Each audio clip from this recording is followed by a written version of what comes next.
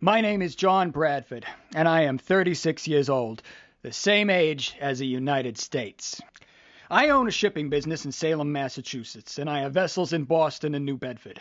For the past 10 years, congressmen from the South and West have been calling for war with Great Britain.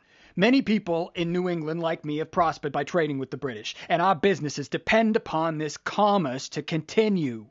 Our farmers' grain, carried across the Atlantic in ships like the ones I own, feed Britain's army in Europe. Great Britain and France are the two most powerful countries in the world and are at war with one another. Between the two, I favor the British. The British are our greatest trading partner, and under Napoleon, the French cannot be trusted. Napoleon's armies have invaded and brought ruin over much of Europe. Great Britain and Russia are the only countries standing in Napoleon's way. To declare war against the British would indirectly help the French. We do not want to be caught up in a European war. I admit, the seizure of our sailors and ships is unfortunate, but they take only our ships bound for France, and those ship owners should know better and avoid trading with Napoleon. They say the British impress or steal our sailors, but this is nothing compared to how many men will be killed if we declared war. When the war in Europe is over, the British will no longer see the need to impress our sailors, so why fight a useless war now? A war in Great Britain would also mean economic ruin and depression for New England, and maybe the whole country.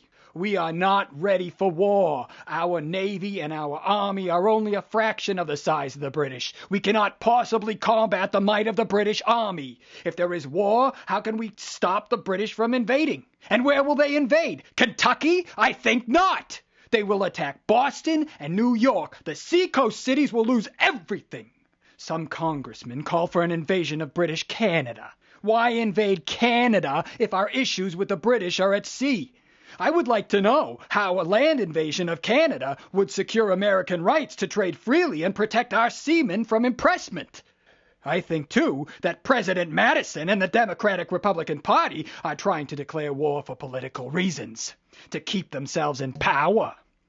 Most of them live in the South and West and do not care what happens to New England.